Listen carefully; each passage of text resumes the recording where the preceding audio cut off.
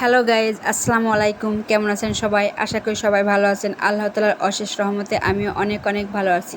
তো চলে আসলাম আমাদের ছোট্ট মিনি ব্লগ থেকে আপনাদের সবাইকে স্বাগত।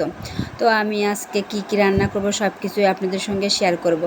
তো আমি আজকে রান্না করব ডিম ভুনা করব এবং আম দিয়ে টক ডাল রান্না করব, সাথে একটা ভর্তা করব।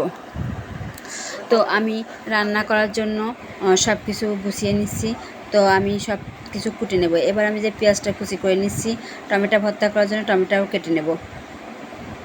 আম দিয়ে টক ডাল অনেক দিন ধরে ভাবছি খাবো, তো আর সময় হচ্ছে না, আমও কিনা হয় না। তো আজকে ফাইনালি আমি আমটা কিনে নিয়ে আসছি।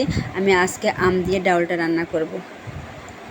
গ্রামে আম ছোটোর থেকে ডাউল রান্না করলে আম দিয়ে খাওয়া হয়, কিন্তু শহরে অতটা সময়ও পাওয়া হয় না, আর ওইভাবে কিনে এনে ডাউলটা রান্না করা হয় না। তো এই জন্য অত খাওয়া হয় না। তো এই বছর আমার প্রথম আম দিয়ে ডাউল রান্না। তো আমি যে আমটা ভালোভাবে ধুয়ে নিয়ে কেটে নিচ্ছি। আমি রান্না করার আগে তরকারির সব কিছু কেটে রুম থেকে একবারে চুলোর উপর যাই, যাতে আর কাটাকাটি করা লাগে না। তো এই যে আমি সব কিছু কেটে নিয়ে চুলোর উপর যাব।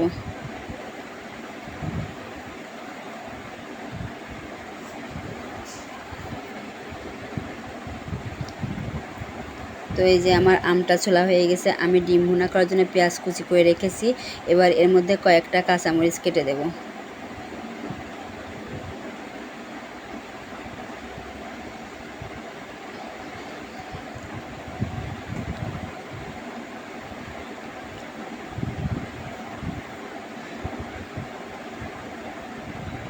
তো এই আমার কাঁচামরিচ কাটা হয়ে গেছে। এবার আমি চলে আসলাম চুলোর উপরে আমি আগের থেকে ডাউলটা বসিয়ে রেখেছিলাম। এবার আমি একটা প্যান বসিয়ে দেবো টমেটো ভর্তা করার জন্য। তো প্যানে একটু তেল দিয়ে আমি টমেটোটা ভালোভাবে চারিদিক বসিয়ে দেব। টমেটোটা দিয়ে একটু ঢাকনা দিয়ে ঢেকে দেব।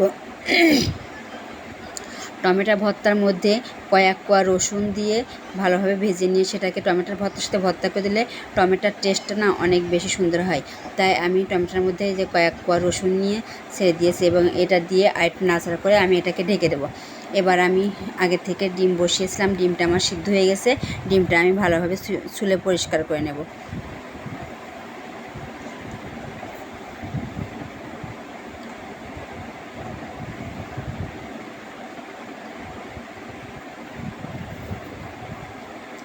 তো আমার ডিম ছোলা হয়ে গেছে। তো ডিমটা ছুলে রেখে আমি তেল নিতে ঘরে আসছি। তেল নিয়ে যেয়ে আমি ডিমটা বসাবো। এদিকে আমার টমেটো ভর্তাটাও হয়ে গেছে। টমেটোটাকে নামিয়ে নেব। এরপর শুকনো মরিচ ভাজি করে টমেটোটা ভর্তা করে নেব। তো আগে রেখে দিলাম, একটু পরে এসে ভর্তা করবো, আগে রান্নাটা শেষ করি। তো আমি যে ডিম ভুনা করার জন্য একটা কড়াই বসিয়েছিলাম, কড়াইটা তেল দিয়ে আমি ডিমটা ভুনা করবো। এদিকে আমার ডাউলটাও হয়ে গেছে। তো ডাউলের মধ্যে আমি দিয়ে দিলাম লবণ এবং হলুদ গুঁড়ো দিয়ে ডালটা আমি ঘোটা দিয়ে নেব।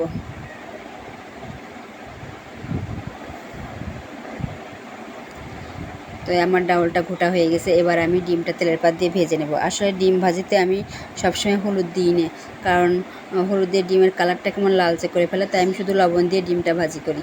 তো আমার ডিম ভাজা হয়ে গেছে এবং ওই কড়াইতে আমি পেঁয়াজ কুচি এবং কাঁচামরিচ কেটে রেখেছিলাম, সেটা দিয়ে এটাকে নাড়াচাড়া করে নেব।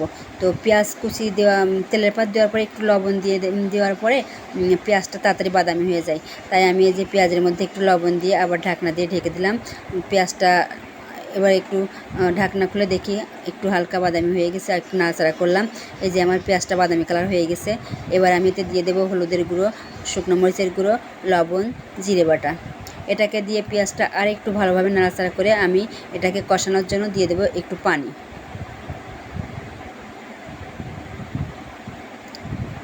তো পানি দেওয়া হয়ে গেছে। এদিকে আমার ডাউলটাও হয়ে গেছে। ডাউলটা তেলে দেব। ডাউলটা তেলে দিয়ে আমার রান্নাটা শেষ। তো এদিকে ডিম ভুনাও শেষ হয়ে গেছে। এবার আমি ডাউলটা তেলে দেওয়ার জন্য একটা প্যান বসিয়েছিলাম ডাউল তেলে দেবো বলে।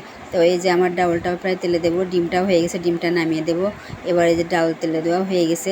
আমার রান্না আজকে এখানেই শেষ। তো গাইজ, আজকে আমার ভিডিওতে একটু ভুল ত্রুটি আছে, কেউ কোনো বাজে কমেন্ট করবেন না, সবাই ক্ষমা করে দেবেন। আর ভিডিওটি ভালো লাগলে কমেন্ট, শেয়ার, সাবস্ক্রাইব, ফলোয়ার দেবেন। সবাই ভালো থাকবেন। আজকের মতো এই পর্যন্তই। আল্লাহ হাফেজ।